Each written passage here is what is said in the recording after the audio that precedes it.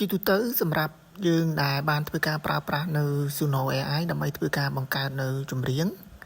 ដែលយើងអាចធ្វើការ generate តាមរយៈ Suno AI បាទអញ្ចឹងថ្ងៃនេះគឺខ្ញុំសូមលើកយកមក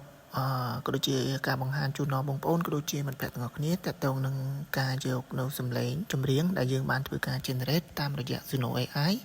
ដើម្បីយើងយកទៅប្រើប្រាស់នៅចម្រៀងទី2ដែលយើងអាចធ្វើការ generate បានបាទអញ្ចឹងនៅត្រង់ចំណុចកន្លែងនេះមុននឹងធ្វើការ generate គឺយើងត្រូវធ្វើការបើកនៅក្នុងកម្មវិធី Suno AI យើងធ្វើការចុចនៅត្រង់កន្លែងពាក្យ personal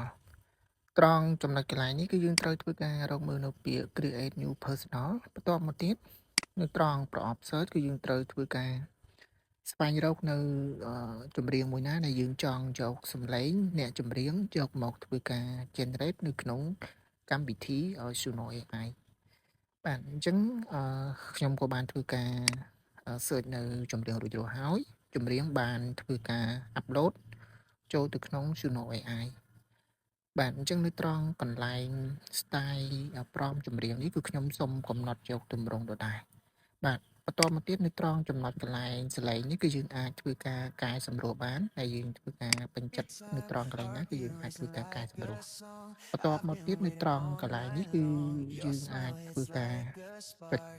play នៅសំឡេងចម្រៀងដែលយើងកំពុងតែធ្វើការប្រើប្រាស់នៅក្នុងកម្មវិធី Suno AI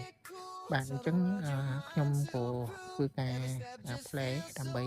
មកធ្វើការបង្ហាញជូនដល់បងប្អូនក៏ដូចជាមិត្តភក្តិគ្នាផងដែរបន្ទាប់មកទៀតនៅត្រង់កន្លែង name គឺយើងអាចធ្វើការកំណត់នៅឈ្មោះអ្នកច្រៀងបានដែលខ្ញុំធ្វើការកំណត់នៅឈ្មោះរបស់ខ្ញុំបាទបន្តមកទៀតគឺយើងត្រូវធ្វើការចុចនៅត្រង់កន្លែងពិសេសបាទករណីនេះនៅពេលដែលយើងបានធ្វើការ save ហើយគឺវា load ចូលទៅក្នុងកន្លែង Suno AI ដើម្បីធ្វើការ generate នៅចម្រៀងបាទអញ្ចឹងខ្ញុំមានជាចម្រៀងមួយដើម្បីធ្វើការ generate នៅក្នុងកម្មវិធី Suno AI បាទអញ្ចឹងគឺខ្ញុំសូមយកនៅត្រង់កន្លែងlyric នេះគឺខ្ញុំធ្វើការ copy បាទសម្រាប់តទៅនឹង style នេះគឺខ្ញុំសូមកំណត់យក style ដដែលបន្ទាប់មកទៀតគឺយើងត្រូវកំណត់នៅឈ្មោះចម្រៀងដែលយើងបានធ្វើការ generate បាទនៅត្រង់កន្លែងនេះខ្ញុំបានធ្វើការ copy ទិន្នន័យដាក់រួចរាល់ហើយយើងធ្វើការចុចនៅពាក្យ create ដើម្បីធ្វើការ generate ចម្រៀងនៅក្នុងកម្មវិធី Suno AI បាទអញ្ចឹងឃើញថាតទៅនឹងការបង្កើតនៅចម្រៀងដែលជាចម្រៀងមួយដែលយើងយកសម្លេងចម្រៀងពីមុនមកដែលយើងធ្លាប់ធ្វើការបង្កើតគឺយើងអាចធ្វើតាមរយៈ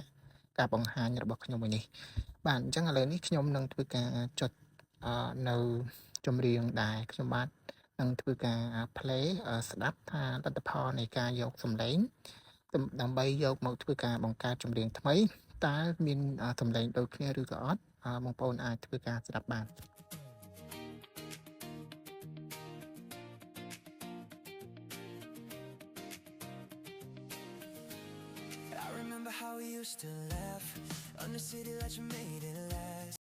បាទអញ្ចឹងសម្រាប់